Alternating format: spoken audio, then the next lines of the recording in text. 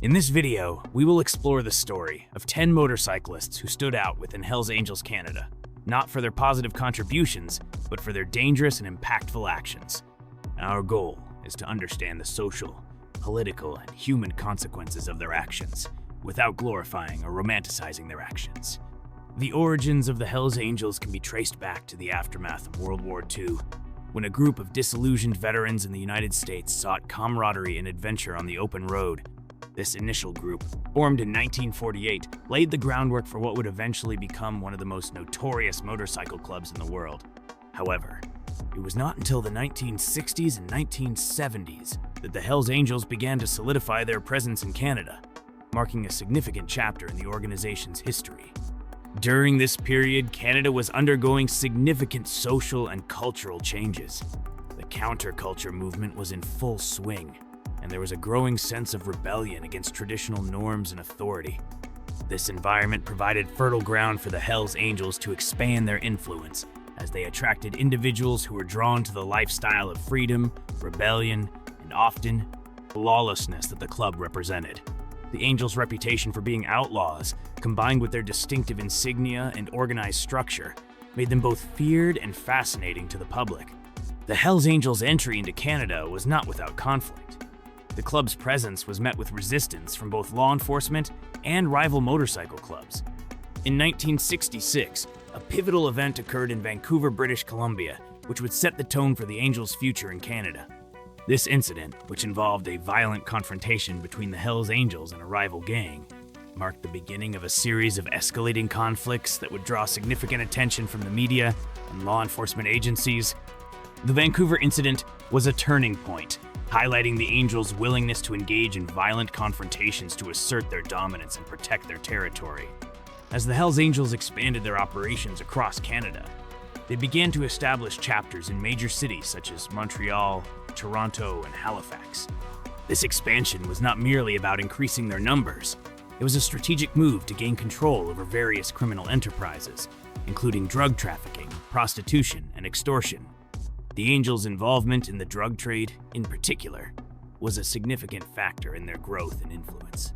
They capitalized on the increasing demand for illicit substances during this era, establishing connections with international drug cartels and becoming key players in the global drug market. The 1970s saw the Hells Angels become more entrenched in the Canadian criminal landscape. Their operations became more sophisticated, and they developed a reputation for being a highly organized and disciplined criminal organization. This period also marked the beginning of a long-standing and often violent rivalry with other organized crime groups, particularly the mafia and various street gangs.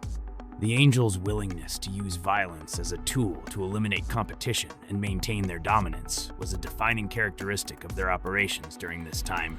Law enforcement agencies struggled to contain the Hells Angels' growing influence.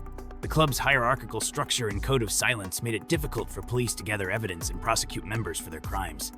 Despite numerous raids and arrests, the Angels continued to thrive, adapting their tactics and operations to evade law enforcement efforts. This period of intense conflict between the Hells Angels and law enforcement set the stage for the club's evolution into a more sophisticated and resilient criminal organization.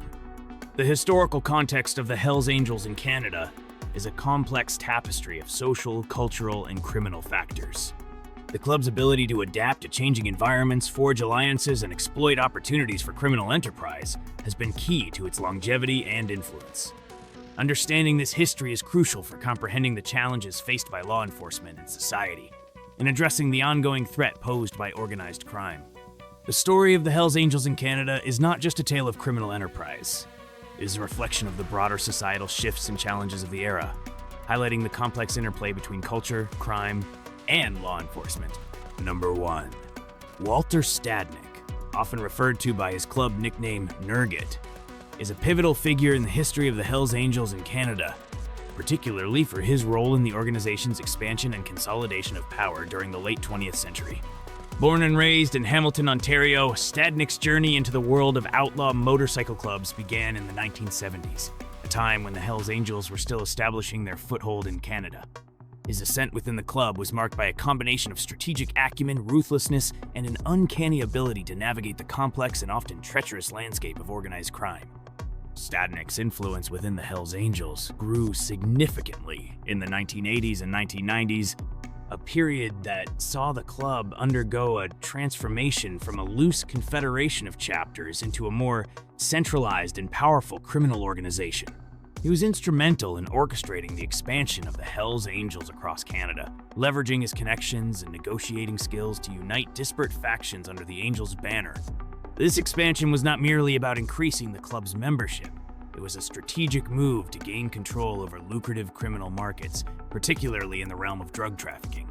One of Stadnick's most significant achievements was his role in the Quebec Biker War, a violent conflict that raged throughout the 1990s between the Hells Angels and their rivals, the Rock Machine.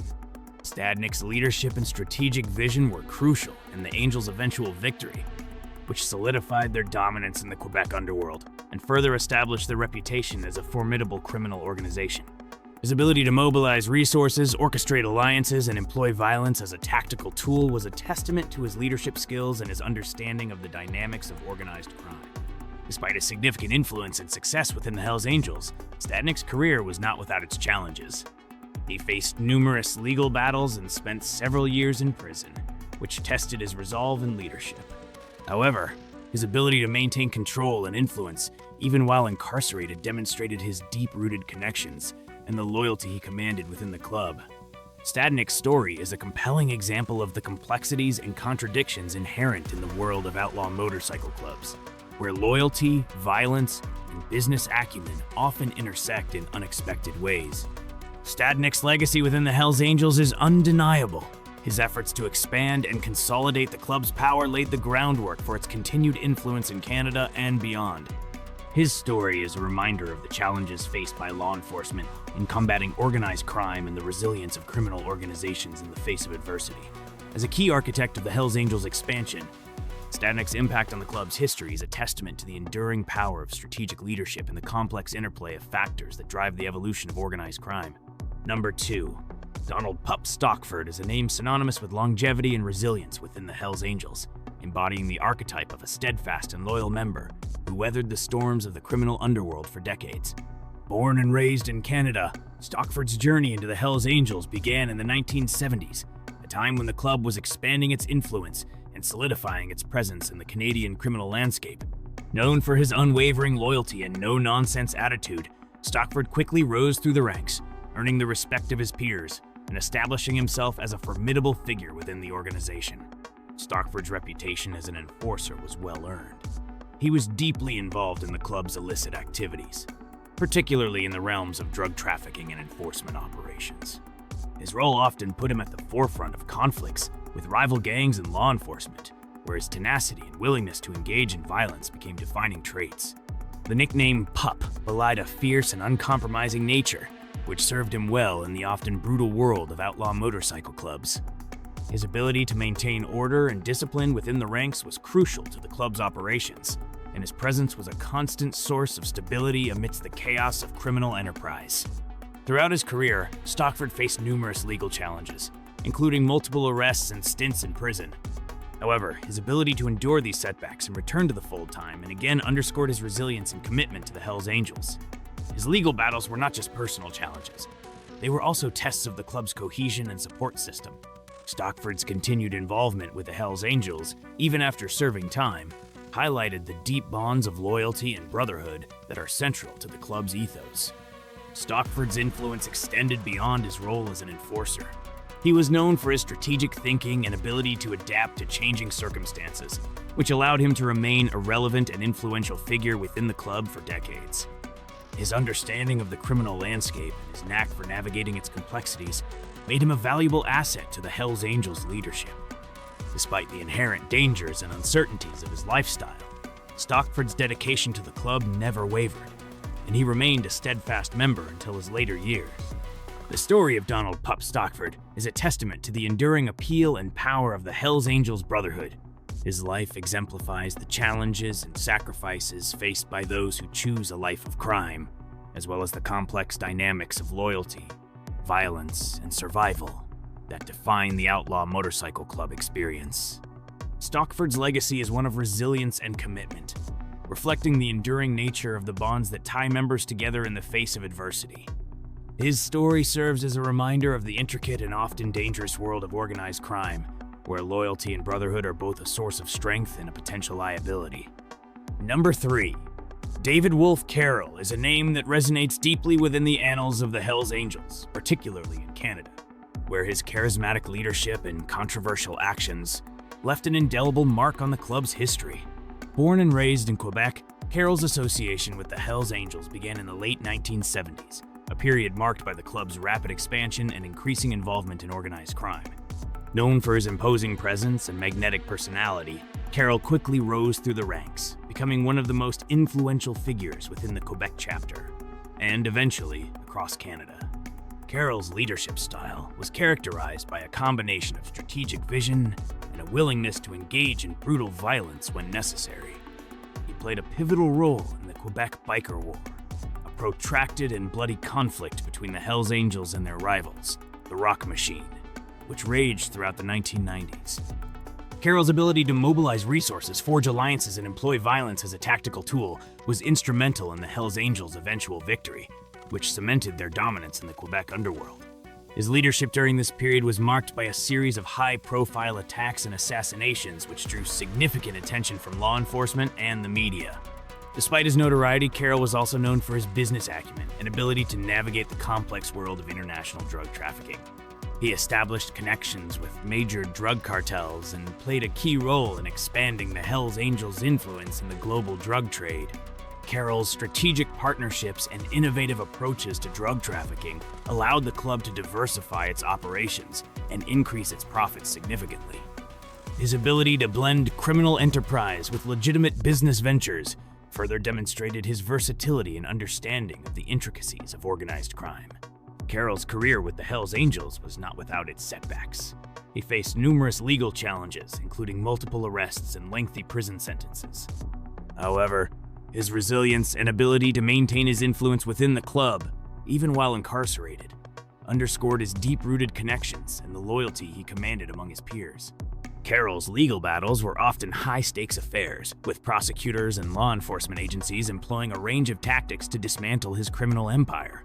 Despite these efforts, Carroll's legacy within the Hells Angels remained largely intact, a testament to his enduring influence and the club's resilience in the face of adversity. The story of David Wolf Carroll is a complex narrative of power, violence, and criminal enterprise. His life exemplifies the challenges and contradictions inherent in the world of outlaw motorcycle clubs, where charisma, strategic thinking, and a willingness to engage in violence are often the keys to success. Carroll's legacy is one of controversy and impact, reflecting the enduring nature of the Hells Angels' influence in Canada and beyond. His story serves as a reminder of the intricate and often dangerous world of organized crime, where leadership, loyalty, and survival are constantly tested. Number 4. Francesco Frank Lenti is a figure whose name is synonymous with the intricate and often shadowy world of the Hells Angels in Canada, particularly within the Toronto chapter. Lenti's journey into the Hells Angels began in the 1980s, a time when the club was expanding its influence and becoming increasingly involved in organized crime. Known for his quiet demeanor and strategic mind, Lenti quickly rose through the ranks, establishing himself as a key power broker within the club. His ability to navigate the complex web of alliances and rivalries within the criminal underworld set him apart as a formidable and enigmatic figure. Lenti's influence within the Hells Angels was built on a foundation of loyalty, cunning, and a keen understanding of the club's operations. He was deeply involved in the club's illicit activities, particularly in the realms of drug trafficking, extortion, and money laundering. Lenti's role often required him to operate behind the scenes, orchestrating deals and ensuring the smooth running of the club's criminal enterprises. His ability to maintain a low profile while wielding significant power made him an invaluable asset to the Hells Angels' leadership. Lenti's knack for negotiation and his diplomatic approach to conflict resolution were crucial in maintaining the club's cohesion and stability. Throughout his career, Lenti faced numerous legal challenges, including multiple arrests and investigations by law enforcement agencies. However, his ability to navigate the legal system and avoid lengthy prison sentences underscored his resourcefulness and deep connections within the criminal underworld. Lenti's legal battles were often complex affairs, with prosecutors employing a range of tactics to dismantle his operations. Despite these efforts, Lenti managed to maintain his influence within the Hells Angels, demonstrating his resilience and the club's ability to adapt to changing circumstances. Lenti's story is also marked by moments of internal conflict and betrayal. As with many organizations involved in organized crime, the Hells Angels are not immune to power struggles and internal rivalry. Lenti's career was not without its share of such conflicts, which at times threatened his position within the club. However, his ability to weather these storms and emerge stronger highlighted his resilience and the respect he commanded among his peers. Lenti's story is a testament to the complex and often treacherous nature of the criminal underworld, where loyalty and betrayal are two sides of the same coin. The legacy of Francesco "Frank" Lenti within the Hells Angels is one of intrigue and influence. His life exemplifies the challenges and contradictions inherent in the world of outlaw motorcycle clubs, where strategic thinking, loyalty, and a willingness to engage in criminal enterprise are the keys to success. Lenti's story serves as a reminder of the intricate and often dangerous world of organized crime, where power, influence, and survival are constantly at stake. His enigmatic presence and behind-the-scenes maneuvering have left an indelible mark on the history of the Hells Angels in Canada, making him a compelling and complex figure in the annals of the club's history. Number 5. Douglas "Pick" McMillan is a towering figure in the history of the Hells Angels in Canada, revered as one of the founding members who played a crucial role in establishing the club's presence north of the border. Born and raised in Canada, McMillan's association with the Hells Angels began in the early 1960s, a time when the club was still in its formative years and primarily based in the United States. Recognizing the potential for growth and influence in Canada, McMillan was instrumental in laying the groundwork for the club's expansion, bringing the rebellious and outlaw spirit of the Hells Angels to Canadian soil. As one of the original members, McMillan's leadership and vision were pivotal in shaping the identity and structure of the Canadian chapters. He was deeply involved in the club's early operations, which included establishing a strong presence in British Columbia and forging alliances with other motorcycle clubs and criminal organizations. McMillan's ability to rally support and build a cohesive community around the Hells Angels' ethos of freedom, loyalty, and defiance was instrumental in the club's early success. His efforts helped solidify the club's reputation as a force to be reckoned with, both within the motorcycle community and the broader criminal underworld. McMillan's influence extended beyond mere organizational skills. He was also known for his willingness to engage in violence and his role in several high-profile incidents that defined the club's early years. His involvement in confrontations with rival gangs and law enforcement helped establish the Hells Angels' reputation for toughness and resilience. These early conflicts were formative experiences for the club, shaping its approach to dealing with threats and challenges. McMillan's leadership during these turbulent times was marked by a strategic mind and a deep understanding of the dynamics of power and violence. Despite his significant contributions to the club's growth, McMillan's tenure was not without its challenges. He faced numerous legal battles and periods of incarceration, which tested his resolve and commitment to the Hells Angels. However, his ability to endure these hardships and remain a steadfast member of the club underscored his loyalty and the deep bonds he shared with his fellow members. McMillan's story is a testament to the enduring appeal of the Hells Angels lifestyle and the sacrifices individuals are willing to make in pursuit of that lifestyle. The legacy of Douglas "Pick" McMillan is one of pioneering spirit and foundational impact. As one of the founding fathers of the Canadian Hells Angels, his influence is felt in every chapter and every member who has donned the club's colors. His life exemplifies the challenges and contradictions inherent in the world of outlaw motorcycle clubs, where loyalty, violence, and a desire for freedom are central tenets. McMillan's story serves as a reminder of the club's origins and the enduring power of its ideals, making him a pivotal figure in the history of the Hells Angels in Canada. By analyzing the history of the Hells Angels, we see how organized crime can devastate communities and lives. It is crucial that we learn from the past to build a safer future. We invite you to reflect on what we can do to prevent violence and crime in our own communities. What are your views on combating organized crime? Leave your questions and comments below. If you like this video, subscribe to the channel, turn on notifications, and leave a like.